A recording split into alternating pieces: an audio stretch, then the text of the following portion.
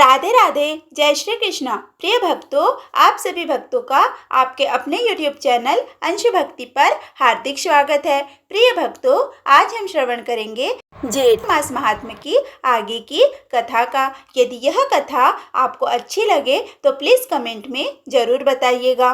पूर्व काल की बात है। काशीपुरी में कीर्तिमान नाम से विख्यात एक चक्रवर्ती राजा थे। वे इक्ष्वाकु वंश के भूषण तथा महाराज नृग के पुत्र थे। संसार में उनका बड़ा यश था। वे अपनी इंद्रियों पर और क्रोध पर विजय पा चुके थे। ब्राह्मणों के प्रति उनके मन में बड़ी भक्ति थी। राजाओं में उनका स्थान बहुत ऊंचा था।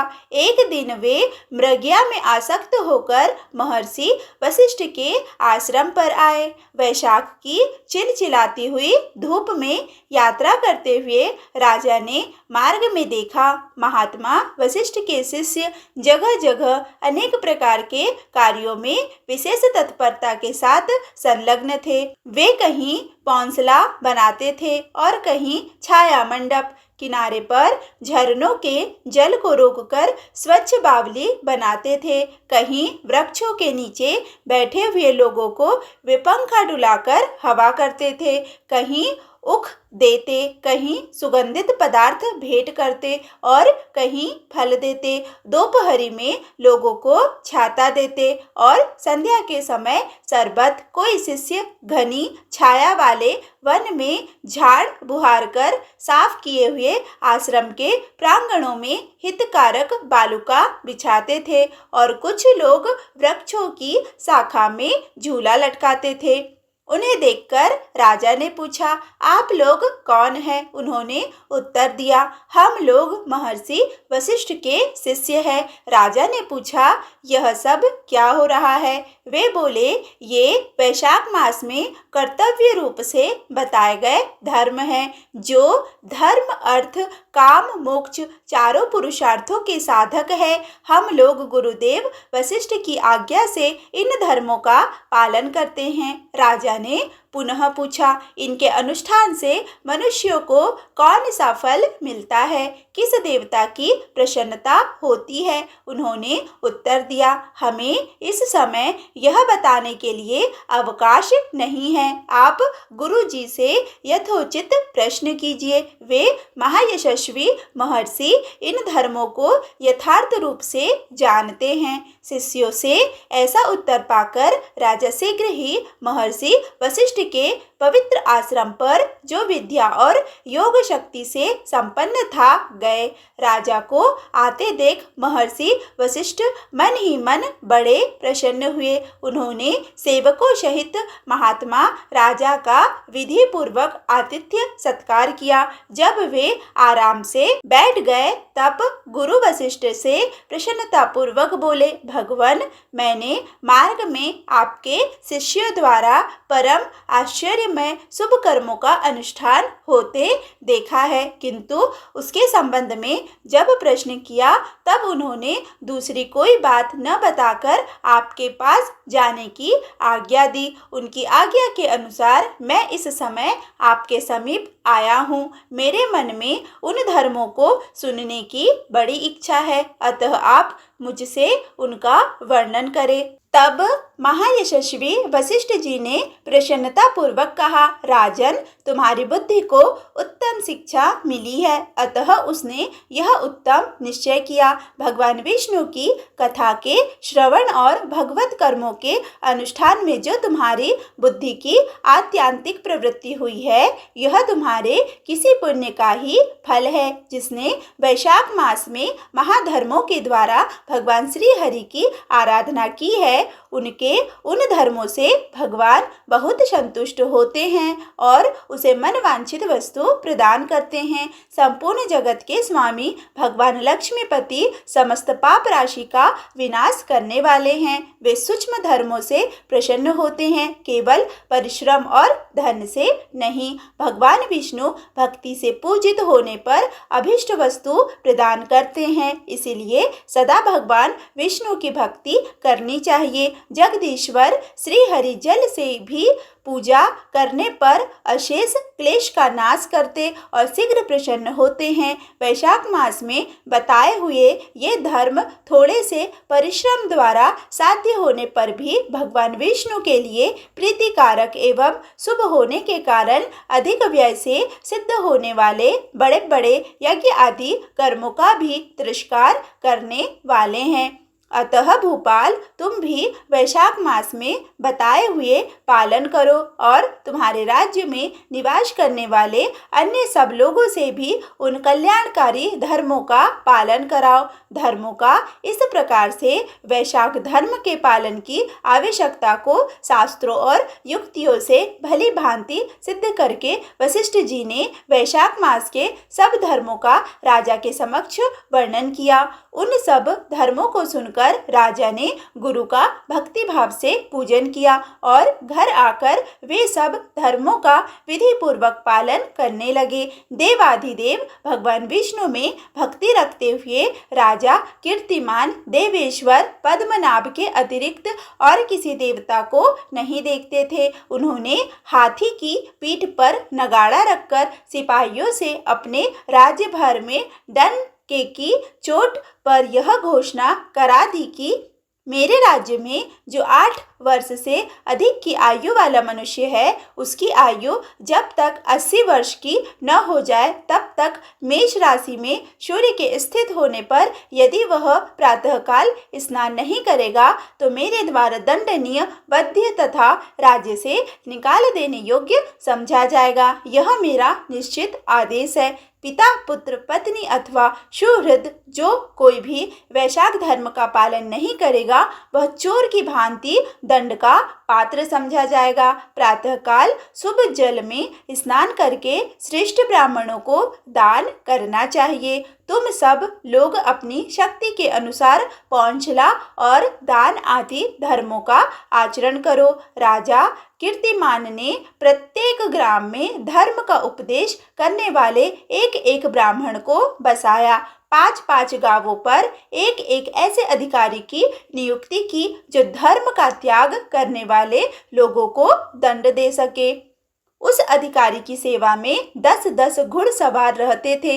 इस प्रकार चक्रवर्ती नरेश के शासन से सर्वत्र और सब देशों में यह धर्म का पौधा प्रारंभ हुआ और आगे चलकर खूब बड़े हुए वृक्ष के रूप में परिणित हो गया।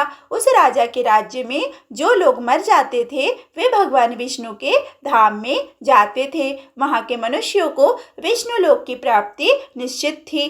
एक बार भी वैशाख स्नान कर लेने से मनुष्य यमराज के पास नहीं जाता। अपने धर्म अनुकूल कर्म में स्थित हुए सब लोगों के विष्णु लोक में चले जाने से यमपुरी के सब नरक खाली हो गए। वहां एक भी पापी प्राणी नहीं रह गया।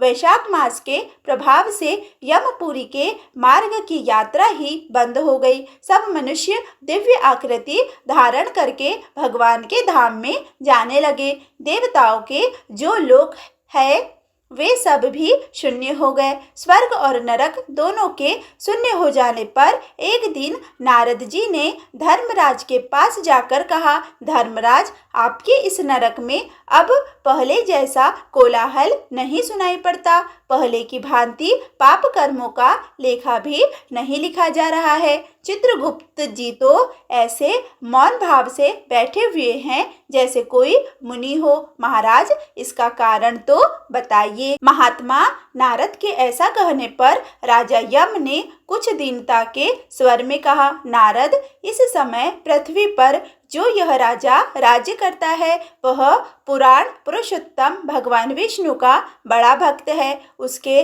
भय से कोई भी मनुष्य कभी वैशाख मास का उल्लंघन नहीं करता। उस पुण्य कर्म के प्रभाव से सभी भगवान विष्णु के परम धाम में चले जाते हैं। मुनि श्रेष्ठ, उस राजा ने इस समय मेरे लोक का मार्ग लुप्त सा कर रखा है। स्वर्ग और नरक दोनों को शून्य बना दिया है। अतः ब्रह्मा जी के समीप जाकर यह सब समाचार उनसे निवेदन करके तभी मैं स्वस्थ होऊंगा। ऐसा निश्चय करके यमराज ब्रह्मा जी के लोक में गए और वहां बैठे हुए उन ब्रह्मा जी का दर्शन किया, जिनका आश्रय ध्रुव है, जो इस जगत के बीज और सब लोकों के पितामह हैं और समस्त लोकपाल, दिक्पाल तथा देवता जिनकी उपासना करते हैं। ब्रह्मा जी ने यमराज को देखा और यमराज ब्रह्मा जी के आगे पृथ्वी पर गिर पड़े। फिर यमराज ने कहा, कमलासन, काम में लगाया हुआ जो पुरुष स्वामी की आज्ञा का ठीक ठीक पालन नहीं करता और उसका धन लेकर भोगता है, वह काट का कीड़ा होता है। जो बुद्धिमान मनुष्य लोभवश स्वामी के धन का उपभोग करता है, वह 300 कल्पों तक निर्गत योनि रूप नरक में जाता है। जो कार्य में नियुक्त हुआ पुरुष कार्य करने में समर्थ होकर भी अपने घर में ही बैठा रहता है, वह बिलाव होता है। देव, मैं आपकी आज्ञा से धर्म पूर्वक प्रजा का शासन करता आ रहा हूँ। मैं अब तक मुनियों और धर्म शास्त्रों के कथन अनुसार पुण्यात्मा को पुण्य के फल से और पापात्मा को पाप के फल से नियुक्त किया करता था, परंतु अब आपकी आज्ञा का पालन करने में असमर्थ हो गया हूँ। कीर्तिमान के राज्य में सब लोग वैशाख मास के पुण्य कर्मों का अनुष्ठान करके पितरों और पितामहों के साथ वैकुंठ धाम में चले जाते हैं। उनके मरे हुए पितर और मातामह आदि भी विष्णु लोक में चले जाते हैं। इतना ही नहीं, पत्नी के पिता, ससुर आदि भी मेरे लेख को मिटाकर विष्णु लोक में चले जाते हैं। देव, बड़े बड़े यज्ञों द्वारा भी मनुष्य वैसी गति नहीं पाता है जैसी वैशाख मास से मिल रही है। संपूर्ण तीर्थों से, दान आदि से, तपस्याओं से, व्रतों से अथवा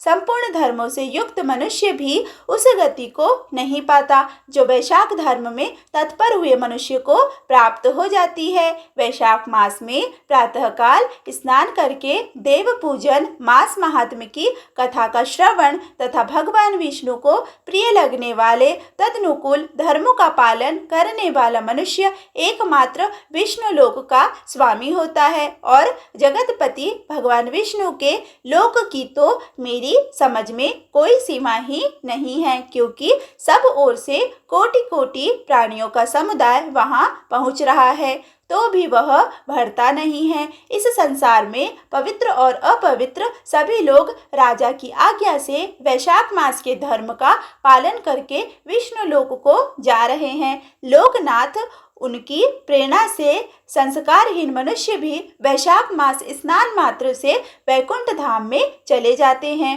वह केवल भगवान विष्णु के चरणों की शरण लेने वाला है, जान पड़ता है वह समस्त संसार को विष्णु लोक में पहुंचा देगा। जो पुत्र, धर्म, अर्थ, काम और मोक्ष के प्रतिकूल चलता हो, वह पृथ्वी पर माता के पेट से पैदा हुआ रोग है। वह अधम पुरुष अपनी माता का घात करने वाला कहा जाता है, किंतु राजा कीर्तिमान की माता और उसकी पत्नी का पुण्य संसार में विख्यात है। उसकी माता एकमात्र वीर जननी है और वह राजा निश्चय ही संसार में बहुत बड़ा वीर है। जिस प्रकार कीर्तिमान मेरी लिपि को मिटाने में उद्गत हुआ है, ऐसा उद्योग पुराणों में और किसी का नहीं सुना गया है। भगवान विष्णु की भक्ति में तत्पर हुए राजा कीर्तिमान के सिवा दूसरे ऐसे किसी को मैं नहीं जानता जो डंका बजाकर घोषणा करते हुए लोगों को ऐसी प्रेरणा देता हो और मेरे लोक के मार्ग को विलुप्त करने की चेष्टा करता रहा हो। ब्रह्मा जी ने कहा, यमराज, तुमने क्या आश्चर्य देखा है? क्यों तुम्हें खेद हो रहा है? भगवान गोविंद को एक बार भी प्रणाम कर लिया जाए तो वह 100 अश्वमेघ यज्ञों के अवभृत स्नान के समान होता है। यज्ञ करने वाला तो पुनः इस संसार में जन्म लेता है, परंतु भगवान को किया हुआ प्रणाम पुनर्जन्म का हेतु नहीं बनता, मुक्ति की प्राप्ति करा देता है। जिसकी जिह्वा के अग्रभाग पर हरि के ये 2 अक्षर विद्यमान है, उसको कुरुक्षेत्र तीर्थ के सेवन अथवा सरस्वती नदी के जल में स्नान करने से क्या लेना देना है।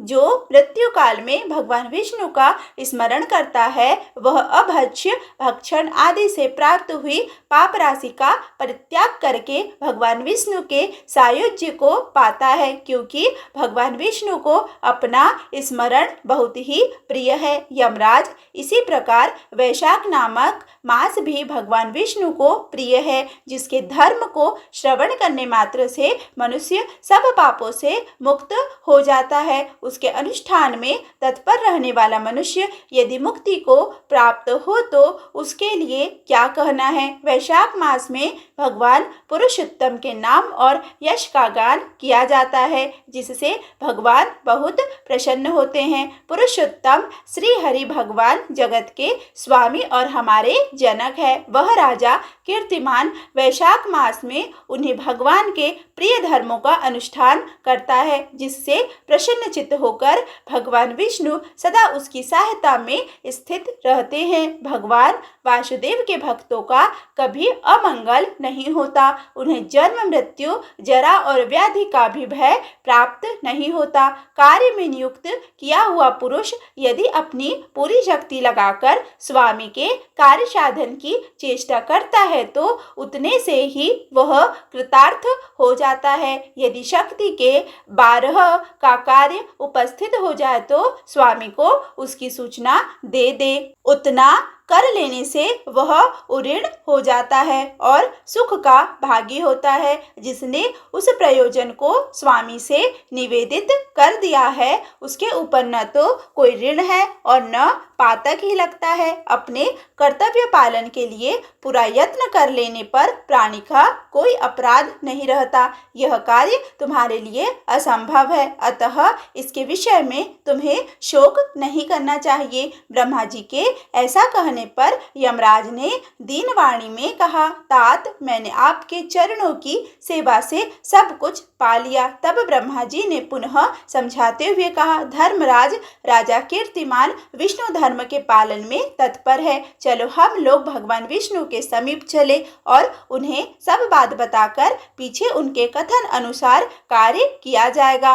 वे ही इस जगत के कर्ता, धर्म के रक्षक और नियामक है। इस प्रकार यमराज को आश्वासन देकर ब्रह्मा जी उनके साथ क्षीर सागर के तट पर गए। वहां उन्होंने सच्चिदानंद स्वरूप गुणातीत परमेश्वर विष्णु का स्तवन किया। ब्रह्मा जी की स्तुति से तुष्ट होकर भगवान विष्णु वहां प्रकट हुए। यमराज और ब्रह्मा जी ने तुरंत ही उनके चरणों में मस्तक झुकाया। तब भगवान महाविष्णु ने मेघ के समान गंभीर वाणी में उन दोनों से कहा, तुम लोग यहाँ क्यों आए हो? ब्रह्मा जी ने कहा, प्रभो, आपके श्रेष्ठ भक्त राजा कीर्तिमान के शासन काल में सब मनुष्य वैशाख धर्म के पालन में संलग्न हो आपके अविनाशी पद को प्राप्त हो रहे हैं। इससे यमपुरी सुनी हो गई है। उनके ऐसा कहने पर भगवान विष्णु हंसते हुए बोले, मैं लक्ष्मी को त्याग दूंगा। अपने प्राण शरीर श्रीवत्स कौस्तु भमणी वैजंती माला श्वेत दीप वैकुंठ धाम क्षीर सागर शेषनाग तथा गरुड़ जी को भी छोड़ दूंगा, परंतु अपने भक्त का त्याग नहीं कर सकता। जिन्होंने मेरे लिए सब भोगों का त्याग करके अपना जीवन तक मुझे सौंप दिया है, जो मुझ में मन लगाकर मेरे स्वरूप हो गए हैं, उन महाभाग भक्तों को मैं कैसे त्याग सकता हूँ। राजा कीर्तिमान को इस धरती पर मैंने 10,000 वर्षों की आयु दी है, उसमें से 8,000 वर्ष तो बीत गए। शेष आयु और बीत जाने पर उसे मेरा सायुज्य प्राप्त होगा। उसके बाद पृथ्वी पर बेन नामक दुष्ट आत्मा राजा होगा, जो संपूर्ण वेदोक्त महाधर्मों का लोप कर देगा। उस समय वैशाख मास के धर्म भी छिन्न भिन्न हो जाएंगे। बेन अपने ही पाप से भस्म हो जाएगा। तत्पश्चात मैं पृथु होकर पुनः सब धर्मों का प्रचार करूंगा। उस समय लोगों में वैशाख मास के धर्म को भी प्रसिद्ध करूंगा। सहस्त्रों मनुष्यों में कोई एक ऐसा होता है जो मुझ में अपने मन प्राण अर्पित करके अपना सर्वस्व मुझे समर्पित कर दे और मेरा भक्त हो जाए। जो ऐसा होता है वही मेरे धर्मों का प्रचार करता है। इस वैशाख मास में भी मैं वैशाख धर्म में तत्पर रहने वाले महात्मा पुरुषों तथा राजा के द्वारा समय अनुसार तुम्हारे लिए भाग दिलाऊंगा। लोक में जो कोई भी वैशाख मास का व्रत करेंगे वे तुम्हें भाग देने वाले होंगे। उनके वैशाख मास में बताए हुए महाधर्म के पालन में तुम कभी विघ्न न उपस्थित करना। यमराज को इस प्रकार आश्वासन देकर भगवान विष्णु वहीं अंतर्ध्यान हो गए। ब्रह्मा जी भी अपने सेवकों के साथ सत्यलोक को चले गए। उनके बाद यमराज भी अपने पुरी को पधारे। वैशाख मास की पूर्णिमा को पहले धर्मराज के उद्देश्य से जल से भरा हुआ घड़ा दही और अन्न देना चाहिए। उसके बाद पितरों गुरुओं और भगवान विष्णु के उद्देश्य से शीतल जल दही अन्न पान और दक्षिणा फल के साथ कांसे के पात्र में रखकर ब्राह्मण को देना चाहिए। भगवान विष्णु की दिव्य प्रतिमा वैशाख मास की महात्मा कथा सुनने वाले दिन ब्राह्मण को देनी चाहिए। उस धर्म वक्ता ब्राह्मण को अपने धन से भी पूजित करना चाहिए। राजा कीर्तिमान ने सब कुछ उसी प्रकार किया। उन्होंने पृथ्वी पर मनवांछित भोग भोग कर शेष आयु पूर्ण होने के पश्चात पुत्र पौत्र आदि के साथ श्री विष्णु धाम को प्रस्थान किया। मिथिलापति ने कहा, महामते दुरात्मा राजा बेन प्रथम स्वयंभुव मनवंतर में हुआ था और ये राजा इक्ष्वाकु कुलभूषण कीर्तिमान वैवस्तव मनवंतर के व्यक्ति है। यह बात पहले मैंने आपके मुख से सुन रखी है, परंतु इस समय आपने और ही बात कही है कि यह राजा जब वैकुंठवासी हो जाएंगे उसके बाद राजा बेन उत्पन्न होगा। मेरे इस संशय को आप निवृत्त कीजिए। श्रुतदेव ने कहा, राजन, पुराणों में जो विषमता प्रतीत होती है वह युग भेद और कल्प भेद की व्यवस्था के अनुसार है। किसी कल्प में ऐसा ही हुआ होगा कि पहले राजा कीर्तिमान और पीछे बेन हुआ होगा और इसीलिए कही कथा में समय की विपरीतता देखकर उसके अप्रामाणिक होने की आशंका नहीं करनी चाहिए। प्रिय भक्तों, आज का अध्याय यहीं पर समाप्त हुआ। इसके आगे हम श्री शनि चालीसा का श्रवण करेंगे। जय गणेश गिरिजा सुवन मंगल करुण कृपाल दीनन के दुख दूर करी कीजय नाथ निहाल। जय जय श्री शनिदेव प्रभु सुनो विनय महाराज करहु कृपा हे रवि तनय राखहु जन की लाज। जयति जयति शनिदेव दयाला करत सदा भक्तन प्रतिपाला। चारि भुजा तनु श्याम विराजे माथे रतन मुकुट छवि साजे। परम विशाल मनोहर भाला तेड़ी दृष्टि भ्रकुटि विकराला। कुंडल श्रवण चमा चम चमके ही माल मुक्तन मणिदम के। कर में गदा त्रिशूल कुठारा पल बीच करे अर्हि संहारा। पिंगल कृष्णो छाया नंदन यम कोणस्त रौद्र दुख भंजन। शौर्य मंद सनिदश नामा भानु पुत्र पूज ही सब कामा। जा पर प्रभु प्रसन्न है जाई रंग राव करे क्षण माही। पर्वत हो तृण हो इनिहारत तृण हो को पर्वत करि डारत। राजा मिलत बन राम ही दीन्हो के कई की मति हरि लीन्हो। बन हो मैं मृग कपट दिखाई मातु जान की गई चुराई। लख नहीं शक्ति विकल करि डारा मची का दल में हाहाकारा। रावण की गति मति बौराई रामचंद्र सो बैर बढ़ाई। दियो कीट करि कंचन लंका बजी बजरंग वीर की डंका। नृप विक्रम पर तु ही पगुधारा चित्र मयूर निगली गए हारा। हार नौलख्या लाग्यो चोरी हाथ पैर डरवायो तोरी।